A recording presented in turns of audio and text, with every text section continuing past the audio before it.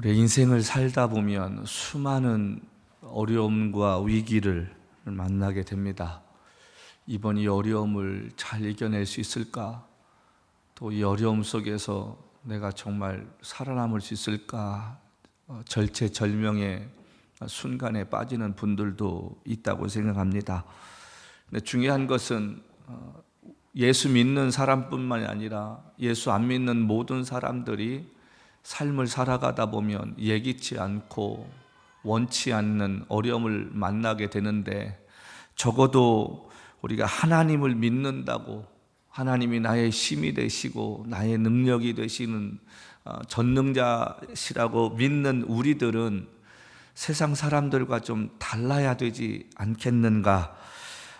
어려움을 당할 때 믿지 않는 자들의 모습이 세상 사람들과 동일하다면 누가 예수를 믿겠습니까? 저 사람들은 뭔가 다르네? 우리하고 다르네? 그리고 정말 저들이 믿는 하나님이라는 분이 저렇게 어려움 속에서 건져내 주시는 걸 보니까 정말 하나님은 살아계신 것 같아. 이런 이야기가 나올 수 있도록 우리가 삶을 좀 조심해야 되지 않을까? 예전에 몰랐던 것 중에 하나, 제가 새록새록 나이 들면서 느끼는 것 중에 하나는, 나이 들면서 말 조심해야 되겠다, 또 행동거지 하나 조심조심 해야겠다. 왜냐하면 나를 바라보는 사람이 있고 내 뒤를 따라오는 후배들이 있는데 그들 앞에서 내가 부끄럽지 않는 삶을 살아야 되지 않을까, 그런 생각하며 삽니다. 같은 어려움을 겪더라도 선배 목사님은 저렇게 이겨내시는구나, 누가 뭐라고 할 때도 지혜롭게 그 어려움을 잘 이겨내갈 때 후배들이 뭐라 하겠습니까? 우리가 큰 교회에 목회하시는 목사님들을 보면 사람들은 평안할 거라고 생각합니다. 걱정이 없을 것 같다고 생각을 해요. 얼마 전에 유튜브에서 한국에서 존경받는다고 하시는 선배 목회자께서 어느 교회 집회에 가셔서 하시는 말씀의 한 대목이 저한테 참 가슴에 와 닿았던 게 뭐냐면, 그분도 나무럽지 않게 사역하셨습니다. 한 10,000여 명 목회하셨던 분인데 사람들이 볼 때 얼마나 부러웠겠습니까? 교세도 있고 덕망도 있으시고 또 젊은 후배 목사들에게 닮고 싶은 목사 중에 1, 2위를 달리셨던 목사님이셨는데, 근데 그분이 은퇴하시고 나서 집회하시면서 하셨던 이야기 가운데, 여러분, 저는 목회하면서 수없이 많은 시간을 동료 목사들의 칼에 맞은 사람입니다. 제 등을 수없이 찔렀습니다. 우리 참 평신도들이 목사 얘기하면 싫어하잖아요. 제가 그걸 가만히 들으면 저분에게도 저런 일이 믿기지가 않았어요. 성품도 온화하시고 그렇다고 저처럼 막 소리 높여서 설교하시는 스타일도 아니시고 조용조용하신데, 그럼에도 불구하고 지난 30년 목회하면서 수없이 많은 칼들을 다른 사람들이 아닌 동료 목사들에게 찔렸다고 이야기할 때 그 가슴이 어땠을까? 그렇다고 그분이 무슨 신문에다 대문짝만하게 광고 낼 수 있는 여력이 없는 교회도 아님에도 불구하고 일체 거기에 대항하지 않으시고 당신이 걸어가야 할 그 믿음의 여정을 걸어가셨다는 그거 하나만으로도 제가 그걸 보면서 나도 저렇게 살았으면 좋겠다, 다시금 다짐을 하지요. 여러분, 우리의 인생을 살다 보면 꼭 물질적인 어려움만이 어려움입니까? 사람과의 관계 때문에, 또 어떤 사람은 한 평생을 쌓아왔던 명예가 하루아침에 무너지는 그 아픔을 겪으면서도, 말들은 우리가 잘하지요. 예수님처럼 십자가 지고 묵묵히 기도하시고 묵묵히 그냥 나가십시다 얘기하는데, 정말 그러냐? 절대 그렇지 않습니다. 우리 예수 믿는 사람들은 한번 다투고 싸우면 왜 이렇게 화해하기가 힘듭니까? 그냥 미안하다는 한마디 하기가 그렇게 힘들까요? 말로는 제단에 예물을 드리기 전에 형제에게 원망받을 만한 일이 있거든, 그 예물을 놓고 돌아가서 형제하고 화해하고 난 다음에 와서 예물을 드리라. 제가 1주 전인가 2주 전에 어떤 선배 목사님하고 통화하면서 그런 얘기를 했습니다. 목사님 수없이 젊은 시기에 은퇴하시기 전에 이 말씀하셨을 거 아니에요. 그런데 왜 목사님을 그렇게 안 사십니까? 제가 너무 답답한 일이 있어서 한번 그 목사님하고 좀 이렇게 부딪힌 적이 있었습니다. 그때 그 목사님 하시는 말씀이 나도 설교는 많이 했지. 그러면 목사가 설교한 대로 살으라고 하잖아요. 왜 그렇게 안 사십니까? 그때 선배 목사님께서 나중에 하시는 말씀, 믿음이 약해서 제가 할 말이 없었어요. 여러분, 우리가 얼마나 합리화합니까? 우리가 하나님 말씀 앞에 하나님 만나는 그 자리에 섰을 때 그런 변명이 통할까요? 제가 요즘 들어서 더더욱 그런 것에 대해서 깊이 생각을 해봅니다. 우리가 위기가 하나님 손에 붙들리면 기회라고 이야기하는데 바로 그 샘플을 보여주는 장면이 오늘 이 말씀입니다. 살다 보면 여러 가지 생명의 위기, 또 아까 말씀드린 물질의 위기, 또 사람과의 관계, 명예 여러 가지가 있는데 때로는 그 위기가 하나님 손에 붙잡히면 기회로 바뀌게 된다는 거지요. 사람이 회개하지 못하다가 어떤 어려움 당해서 하나님 만날 수 있고 돌이킬 수도 있는 것처럼 말이지요. 북왕국을 멸망시킨 나라가 아수르라는 나라였습니다. 지금은 지구상에서 완전히 없어졌습니다만. 그런데 이 사람들과 그 뒤에 남왕국을 멸망시킨 바벨론이라는 제국의 특징이 있는데, 북왕국을 멸망시켰던 아수르라는 나라는 나라를 정복하면 그 정복한 나라의 사람들을 어느 특정한 지역에 살게 해서 혼혈 정책을 폈습니다. 완전 그 종족을 좀 이렇게 말살시키자는 의미에서 또 잡혀온 포로들과 같이 살게 하면서 결혼하게 만들었어요. 그러니까 순수 혈통을 잃어버리게 만들었다는 것입니다. 근데 지금 본문에 나오는 이 나라는 바벨론이라는 나라, 지금의 이라크 땅에 있는 이 바벨론이라는 이 나라를 정복하면 그 나라의 정통성과 종교를 인정해 주면서 유화 정책을 펴가지고 자기들에게 이렇게 흡수되게 만들었어요.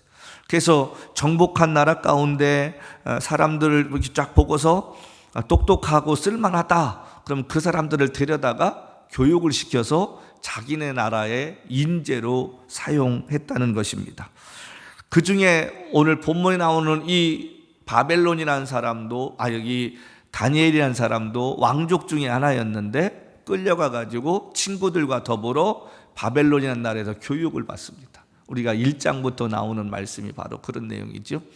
그래서 이 바벨론이라는 땅에서 그 왕궁에서 교육을 받으면서 이제 인재로 등용되기 전에 있었던 그 사건이었습니다. 본문에 나오는 이 앞장을 쭉 보면 2장부터 1절부터 보면 무슨 얘기냐면, 어느 날 왕이 느부갓네살 왕이, 그 느부갓네살이 누구냐면 예루살렘을 함락시킨 왕이었습니다. 이 왕이 자다가 꿈을 꾸었어요. 꿈을 꾸었는데 너무도 생생하고 너무도 신기한 꿈을 꿨는데 이거를 어떻게 하든지 해석을 받고 싶어서 그 나라의 박사들을 다 불러가지고 하는 말이, 내가 꿈을 꾸었다.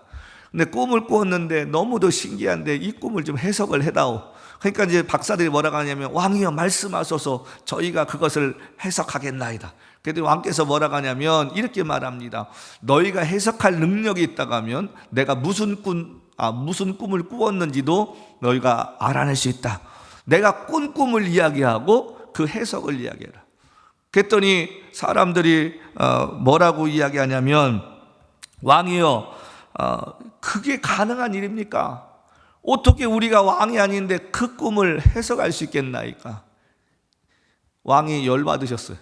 그게 5절 6절 말씀입니다. 함께 보실까요? 2장 5절부터 6절 말씀에 이렇게 나옵니다. 5절 6절에 뭐라고 하냐면, 왕이 갈대아인들에게 대답하여 이르되 내가 명령을 내렸나니 너희가 만일 꿈과 그 해석을 내게 알지 아니하면 너희 몸을 쪼갤 것이며 너희 집을 거름더미로 만들 것이요 너희가 만일 꿈과 그 해석을 보이면 너희가 선물과 상과 그 영광을 내게서 얻으리라. 그런즉 그 꿈과 해석을 내게 보이라.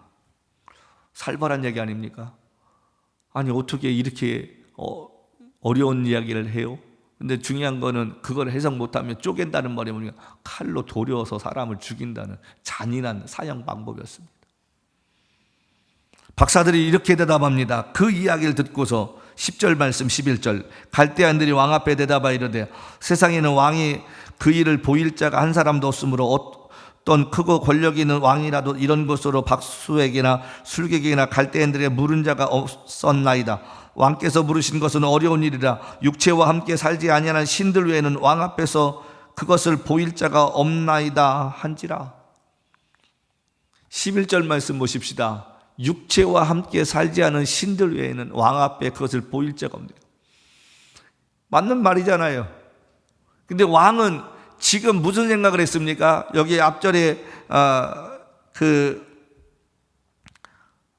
9절 말씀에 너희가 만일 일꿈을 내게 알게 하지 아니하면 너희를 처치할 법이 오직 하나이니 이는 너희가 거짓말과 망령된 말을 내 앞에서 꾸며 말하여 때가 변하기를 기다리려 함이라. 그러니까 왕이 왜 얘기 안 했어요? 왕이 그 꿈을 얘기하면 박사들은 좋은 쪽으로만 얘기해 줄 거 아니에요. 지금 그 얘기입니다. 거짓된 말, 거짓말과 망령된 말로 왕을 혼란스럽게 만든다. 박사들이 지금 이렇게 대답하는 거 뭡니까? 자신이 없는 거예요. 어떻게 알 수 있습니까? 근데 왕이 뭐라고 그래? 그걸 알게 하지 않으면 다 죽여버린다. 너희들만이 아니라 너희 가족까지 다 죽여버린다. 우리가 이 2장 말씀을 통해서 우리 한 가지 배우는 중요한 교훈이 있습니다. 그게 뭐냐면 하나님을 믿지 않는 사람들, 하나님의 은혜가 없는 사람들은 변명거리와 목숨 걸 방법을 찾지만 하나님을 의지하는 자는 해결 방법을 찾는다는 것입니다. 어려움 속에서 세상 사람들은 방법만 찾아요. 근데 그 방법을 어떤 방법을 찾습니까? 인간적인 방법을 찾습니다. 그러다가 안 되면 자포자기 안 하는 거예요. 근데 믿음의 사람은 어떻게 합니까? 문제가 생기면 하나님께로 나갑니다. 여기 14절부터 16절 함께 보시겠습니다. 그때에 왕의 근위대장 아리옥이 바벨론 지혜자들을 죽이러 나가며 다니엘이 명철하고 슬기로운 말로 왕의 근위대장 아리옥에 물어 이르되 왕의 명령이 어찌 그리 급하냐 하니 아리옥이 그 일을 다니엘에게 알리며 다니엘이 나가서 왕께 구하기를 시간을 주시면 왕에게 그 해석을 알려드리라 하니라.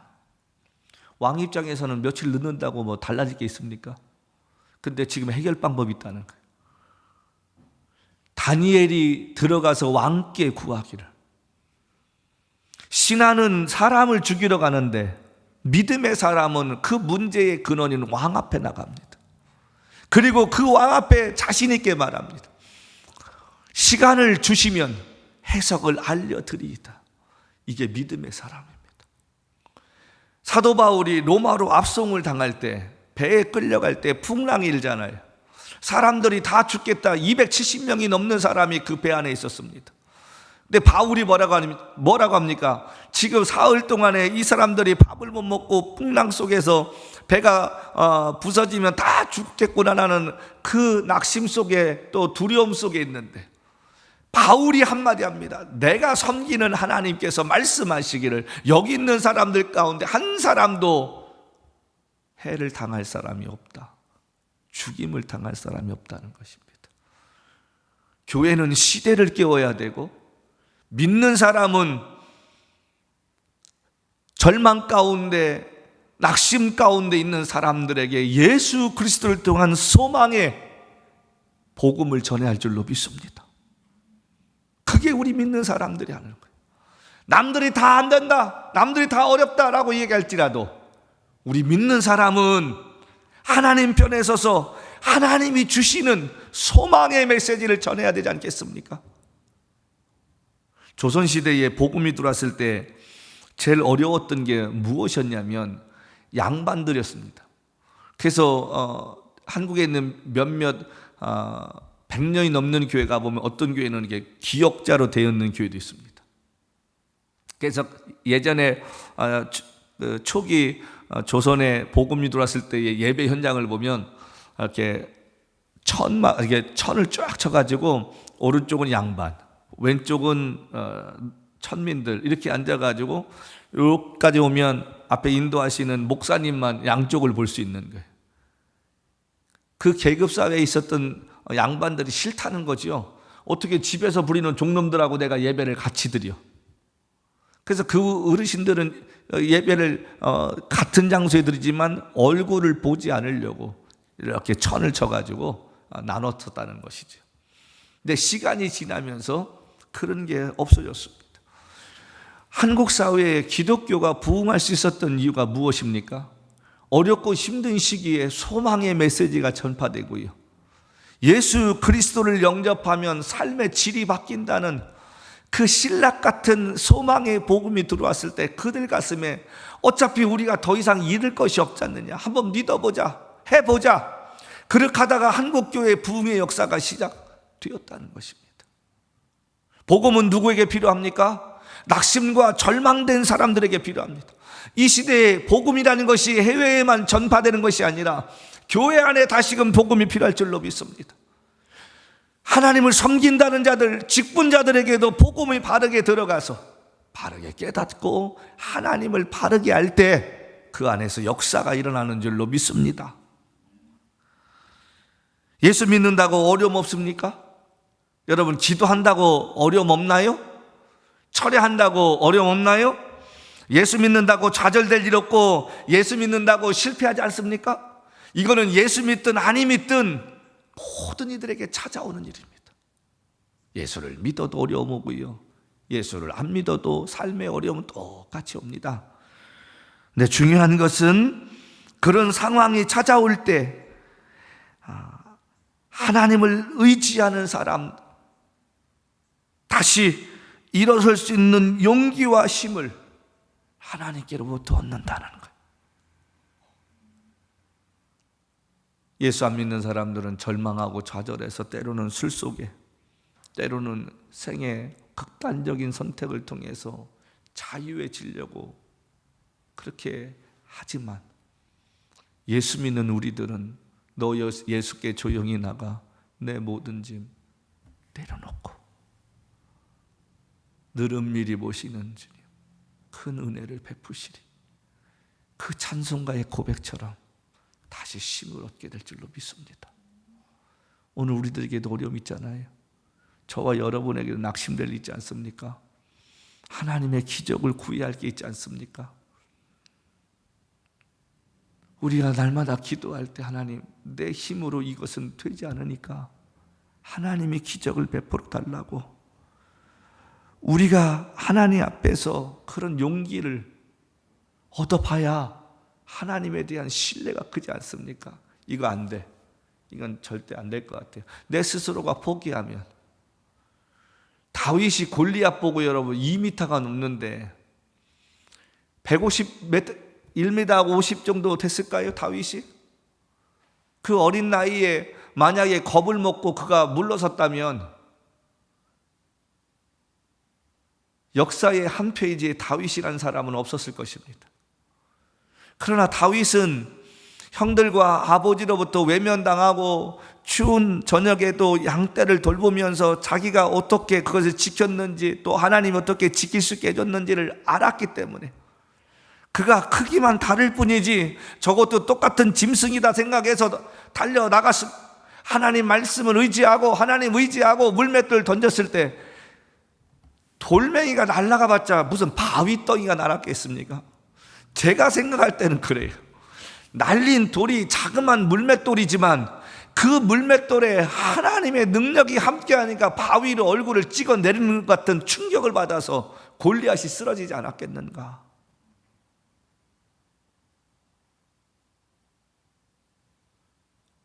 우리 선배 목사님들이 교회를 지셨던 많은 아름다운 이야기 가운데 어느 한 분의 작은 그 물질을 통해서 그 교회가 성도들이 감동을 해서 헌금을 내서 교회 지었다는 얘기 수없이 듣습니다. 그럴 때에 그분이 드린 그 작은 돈이 뭔 힘이 있겠습니까? 그러나 그 작은 돈에 하나님의 능력이 임하시니까 그것이 사람들의 가슴을 움직이게 되고 그 작은 돈을 통해서 사람들이 도전을 받아서 그 교회를 질 수 있는 큰 힘이 되지 않습니까? 우리의 작은 믿음이지만 그 작은 믿음이 성령께서 함께 하시고 하나님이 그 안에 은혜와 능력을 베풀어 주시면 세상이 감당할 수 없는 놀라운 역사를 만들어내는 줄로 믿습니다. 우리가 그런 은혜를 갖고 그런 믿음 가지고 우리가 어려움 가운데 다시 일어날 수 있는 용기가 있어야 되지 않을까? 지금 죽임을 당할 수밖에 없는 상황 가운데 다니엘이 이렇게 담대할 수 있는 이유가 무엇이었을까? 무엇이 다니엘로 하여금 왕 앞에 나아가서 시간을 달라고 그러면 내가 그 해석을 해주겠다는 그 용기가 있었을까? 2장 17절부터 18절 이렇게 말합니다. 이에 다니엘이 자기 집으로 돌아가서 그 친구 하나냐와 미사엘과 아사랴에게 그 일을 알리고 하늘에 계신 하나님이 이 은밀한 일에 대하여 불쌍히 여기사 다니엘과 친구들이 바벨론의 다른 지혜자들과 함께 죽임을 당하지 않게 하시기를 그들로 하여금 구하게 하니라. 여기 보십시다. 18절 하늘에 계신 하나님이 은밀한 일에 대하여 불쌍히 여기사 친구들이 바벨론의 다른 지혜자들과 함께 죽임을 당하지 않게 하기를 그들로 구하게 하니라. 두 가지 중요한 말이 있습니다. 첫 번째가 뭡니까? 불쌍히 여겨달라는 거예요. 하나님 나를 불쌍히 여겨달라는 거예요. 은밀한 일에 지금 왕이 꿈을 꾼 일에 대해서 깨달을 수 있도록 하나님 나를 불쌍히 여겨주셔서 그것을 알게 해달라는 거예요. 우리가 하나님 앞에 나아가 기도할 때 제일 중요한 게 뭡니까? 하나님 나를 기억하소서, 나를 불쌍히 여겨주소서. 하나님의 은혜 아니면, 하나님의 도우심이 아니면, 하나님을 믿는다고 하지만 넘어지고 쓰러질 수밖에 없는 거 아시지 않습니까? 하나님 나를 불쌍히 여겨주시옵소서. 두 번째로 뭐 했다는 거예요?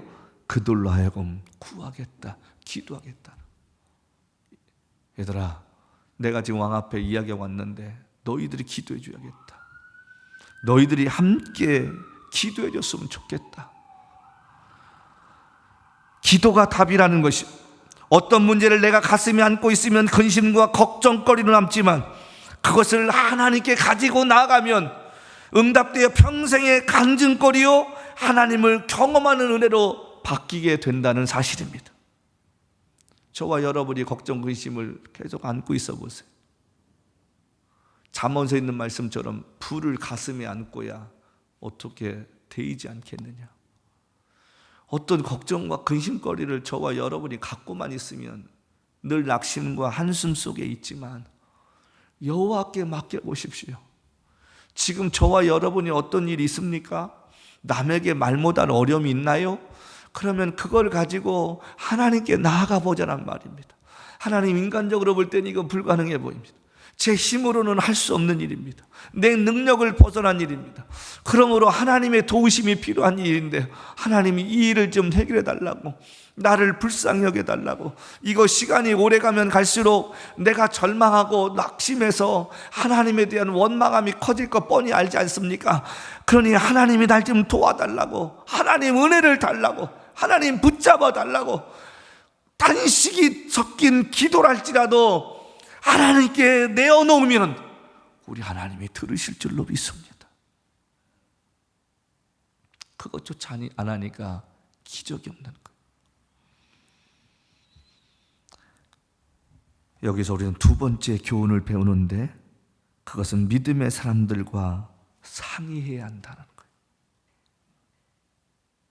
어려움이 있을 때 왜 주의 종에게 부탁합니까? 목사가 뭘 알고 있어야 기도 같이 나눌 거 아니에요. 여러분들은 새벽기도 안 나오시지만 나는 새벽에 나와서 기도하잖아요. 물론 저녁에 기도하시는 분도 있지만 아침 저녁을 기도할 때 제가 알고 기도하면 여러분, 그 기도가 한 사람이라도 더 보태주면 힘이 되지 않겠습니까? 하나님을 사랑하는 자, 곧 그 뜻대로 부르심은 입은 자들에게는 서로 협력하여 선을 이룬다고 로마서 8장 28절에 있는 것처럼 한 사람이라도 더 기도 나누어서 그 기도가 힘을 얻고 그 기도가 용기 얻고 그 기도를 통해서 누군가가 하나님의 기적을 체험해야 되지 않겠느냐는 거죠. 저는 목회 때문에 낙심한 적은 한 번도 없습니다. 성도가 적다고 제가 설교 대충대충 한 적 한 번도 없습니다. 우리 성도들이 적어지고 교회 재정이 좀 줄었다, 그래서 어떻게 살아야지 내가 될까 고민해 본 적 한 번도 없습니다. 하나님이 주시면 주신 대로, 있으면 있는 대로, 없으면 없는 대로 제가 하나님 바라보고 내가 14년 달려왔어요. 왜 그럴까요? 사람들이 얼마나 모이느냐가 중요한 게 아니더라고요. 하나님이 과연 나와 함께 하시느냐, 그것이 더 중요한 줄로 믿습니다. 수천 명, 수만 명 모인 것이 뭐가 중요합니까? 교회 어려움이 있으면 하루아침에 다 떠날 사람들인데, 대부분이. 제가 지난주에 어떤 장로님을 만나서 잠깐 이렇게 차 한잔하게 됐어요. 제가 누구하고 차 한잔하는데 잠시 앞서 가셨습니다. 근데 뭔 얘기 하시다가 그 교회가 꽤 큰 교회였는데 좀 성도들이 많이 좀 줄었어요. 목사님이 새로 오시고 열심히 하셨는데 교회가 생각보다 좀 부흥이 안 되셨나 봐요. 그래서 목사님이 사표를 내셨다는 거예요. 그 왜 사표를 내셨냐? 장로님이 어떻게 하시다가 답답하니까 이제 그 말씀하셨겠지요. 그때 하시는 말씀이 목사님이 탈진이 오시고 목사님이 쉽게 얘기하면 이제 한계에 다다르셨다는. 그래서 이제 일단은 뭐 장로님들하고 잘 얘기해서 반려는 되시고 어떻게 이렇게 마무리는 치셨나 봐요. 제가 그 얘기를 들으면서 한 가지 좀 그냥 오해하지 마시고 들으십시오. 목사가 탈진이라고 이야기할 때, 목회하면서 번아웃 된다고 이야기할 때 그게 왜 옵니까? 제가 예전에 젊었을 때 경험해 봤더니요, 내가 세워놓은 골이 있어요. 목표가 있어요. 이만큼이 안 되면 스스로 낙심하는 거예요. 목회를 누구를 위해서 합니까? 하나님을 위해서 하는 거 아닙니까? 그러면 내 계획이 중요한 게 아니라 하나님의 뜻이 중요한 거잖아요.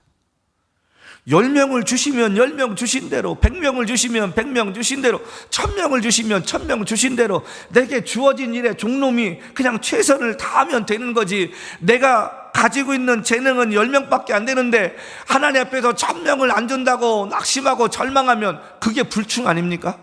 저는 그렇게 생각을 해요. 목회는 내 사업이 아니라 주님의 사업이라고 이야기하면, 주님 말씀하시면 나아가고 주님 뜻이 아니면 멈춰서리라. 내가 능력이 이것밖에 안 돼서 주님께서 맡기신 그릇이 이것밖에 안 되나 보다, 내가 한 달란트 받았나 보지, 그리고 그거 가지고 내가 붙들고 최선 다하면 되는 거 아닐까요? 근데 우리는 예수 믿는다고 하면서 하나님 뜻을 구한다고 하면서 가만히 생각해 보면 그게 아닌 거예요. 내 야망, 내 계획, 내가 세워놓은 목표가 있습니다. 그리고 그게 안 되면 스스로 낙심하고 절망하고 탈진하고 그냥 없던 병 생기는 거예요. 근심해서. 제가 목회 30년 하면서 배운 것이 겁니다.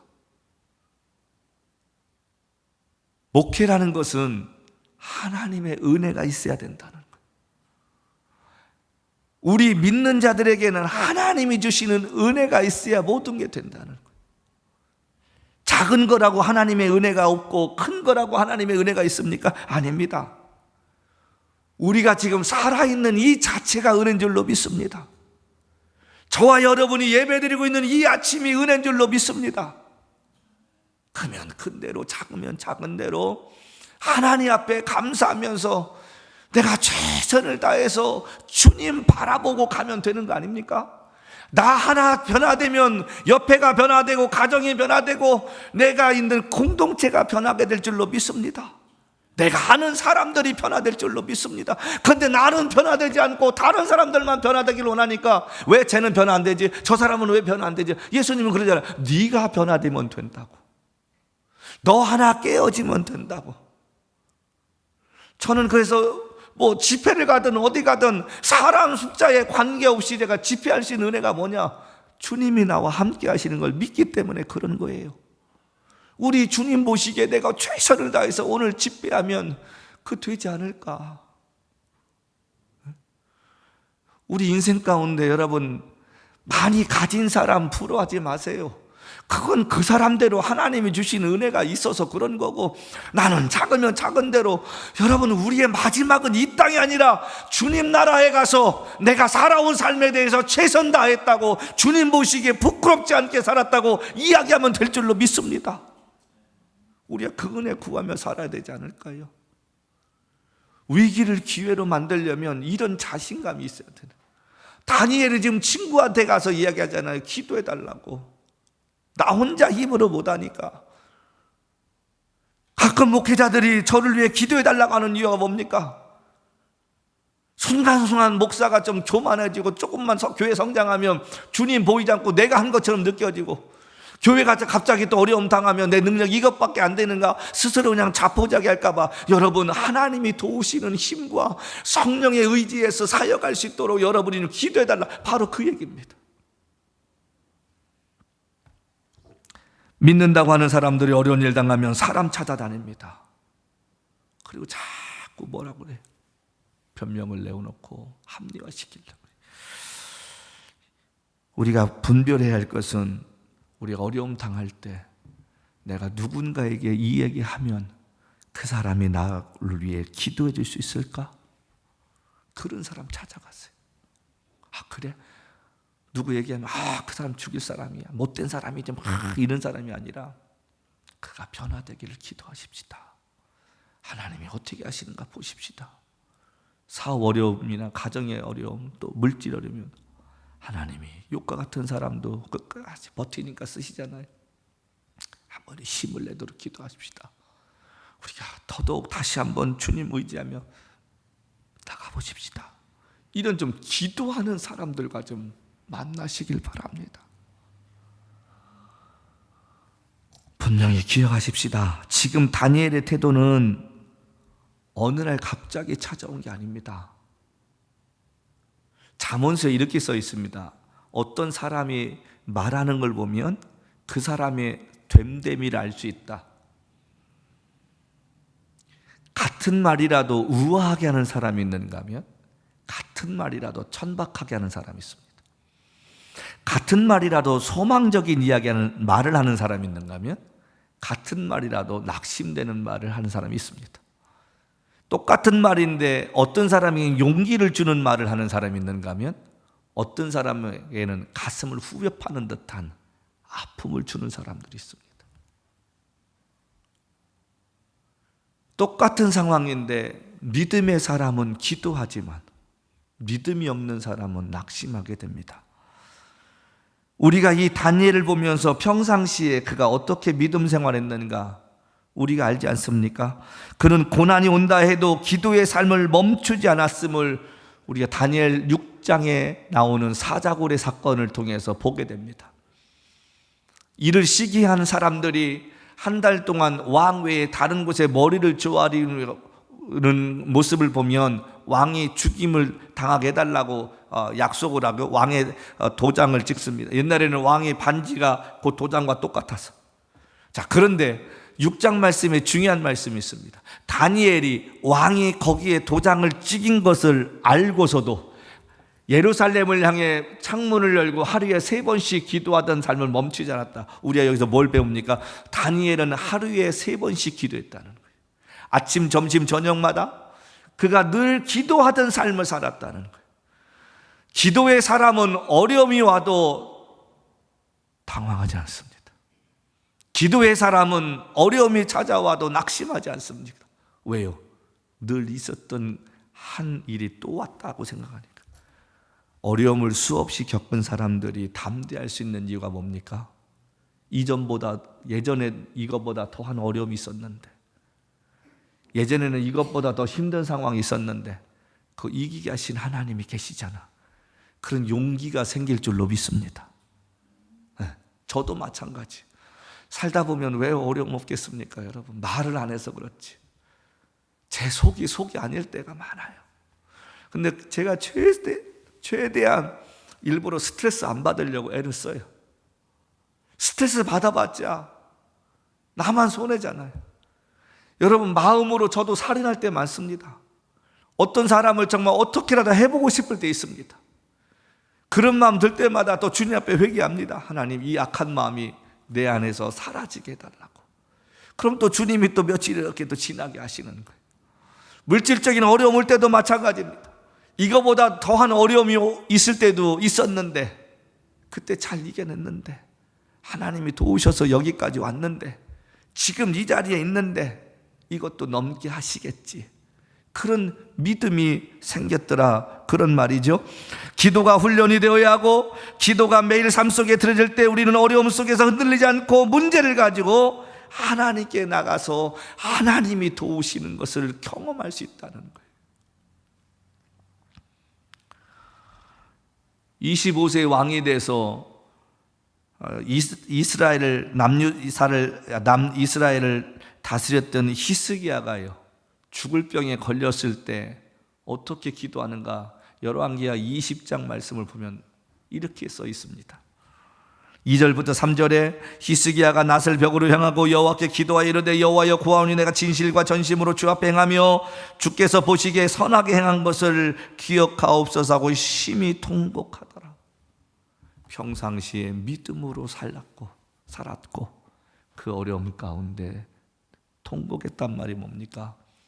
나를 불쌍히 여겨달라는 기도인 줄로 믿습니다. 여러분과 제가 어떤 지금 어려움이 있는데 아무리 생각해도 인간적으로 해결되지 않습니까? 방법이 보이지 않나요? 그냥 웁시다. 하나님께 눈물로 기도하고 하나님께서 이 문제를 해결해 달라고, 하나님이 도와달라고. 사람이 도울 수 있는 건 한계가 있지 않습니까? 근데 중요한 것은 하나님은 응답을 하시는데 거의 98% 이상이 사람을 통해 응답하세요. 내가 물질 어렵다고 갑자기 천사가 내려왔나요? 갑자기 막 무슨 하늘에서 돈다발이 떨어집니까? 아니요, 내가 전혀 생각지도 않은 사람을 통해서 하나님 물질을 공급해 주십니다. 내가 마음 낙심되고 힘들 때 갑자기 천사가 와서 뭐라고 했나요? 아니요, 전혀 기대하지 않았던 사람이 만나자고 해서 그분을 통해서 말씀을 듣다가 나도 모르게 치유가 되고, 아유, 저분도 저런 어려움이 있었구나, 내가 겪는 어려움은 어려움도 아니네, 그리고 회복되어 하나님께 나가게 됩니다. 근데 중요한 것은 이런 응답은 어떻게 옵니까? 하나님께 평상시에 기도하는 자만이 얻을 수 있는 은혜인 줄로 믿습니다. 하나님이 기도할 때 그 기도를 계속 들어주시는 거예요. 나의 하나님이 나의 기도에 귀를 기울여 주시는 거예요. 그리고 때에 맞게 하나님이 그 사람들을 보내주시는 거예요. 그래서 그 믿음의 사람을 통해 내가 용기 얻게 될 줄로 믿습니다. 여러분, 결론을 우리가 바라보면서 46절부터 49절은 앞에 이런 말씀을 통해서 제가 위기를 기회로 만들자고 했잖아요.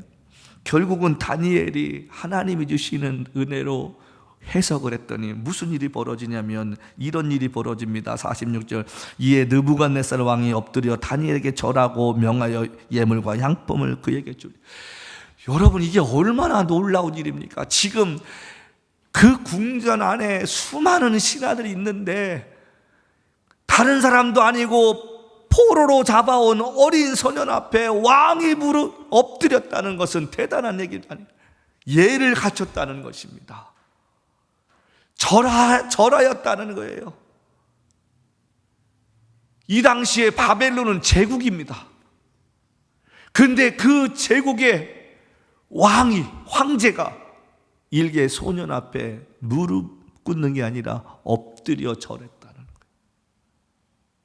하나님이 하시면 여러분, 별 볼 일 없던 사람이 높아지는 역사가 일어납니다. 다윗이 사무엘하 23장 말씀에 뭐라고 합니까? 이새의 아들 다윗의 마지막 하나님께 높이 올림 받은 자. 양치기 소년했던 그 별 볼 일 없는 다윗에게 하나님이 골리앗이한 사람을 세워놓으시고 그를 꺾으셨더니 하루아침에 이스라엘의 영웅 되잖아요. 우리의 삶 가운데 하나님이 저와 여러분을 높여주시면 끌어내릴 자가 아무도 없는 줄로 믿습니다. 저와 여러분이 별 볼 일 없는 사람이지만 하나님이 함께 하시면 별 볼 일 정도가 아니라 사람들이 부러워하는 높여지는 사람이 될 줄로 믿습니다. 그래서 예수 믿고 팔자 고쳤다는 말이 이런 얘기입니다. 왕이 다니엘 앞에 엎드려서 여러분 절을 해요. 그 다음에 두 번째 47절 뭐라고 합니까? 왕이 대답하여 다니엘에게 이르되 너희 하나님은 참으로 모든 신들의 신이요 모든 왕의 주제시로다. 내가 능히 이 은혜는 은밀한 것을 나타내었으니 내 하나님은 또 은밀한 것을 나타내시로다. 잘 보세요. 첫 번째는 하나님이 다니엘을 높이셨고 두 번째는 다니엘을 통해 하나님이 영광 받으시는 거예요. 왕이 얘기하잖아요. 너희의 하나님은 참으로 모든 신들의 신, 왕 중에 왕이로다. 저와 여러분이 바르게 예수 믿어야 하나님이 영광 받는 줄로 믿습니다. 우리는 주님을 닮고 다니는 진열장 아닙니까? 우리가 잘못하면 하나님이 욕먹는 거예요. 저와 여러분이 세상에서 바르게 살 때 하나님이 영광 받으시는 줄로 믿습니다. 네? 우리가 이런 삶이 돼야 되지 않겠습니까? 사람들이 착각하는 게 있어요. 많은 사람들 가운데 있으면 자기도 믿음 있는 사람처럼 착각을 해요. 아니요.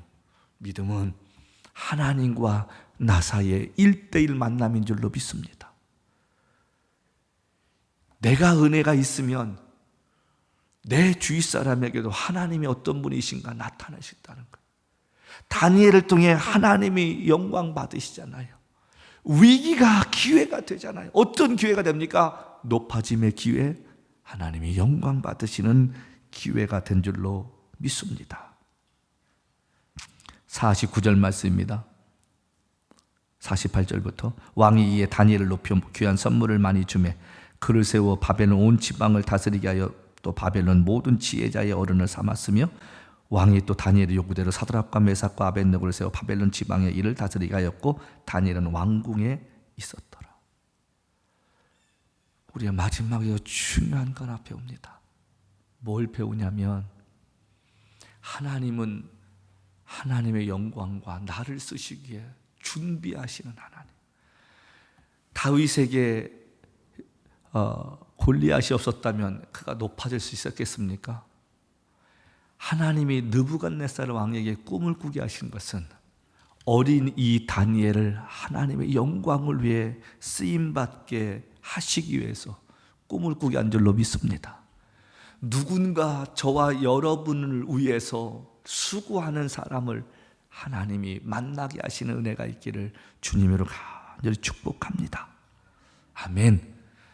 이 사건을 통해 다니엘이 하루아침에 역사의 한 페이지에 무대에 서게 된다는 것입니다.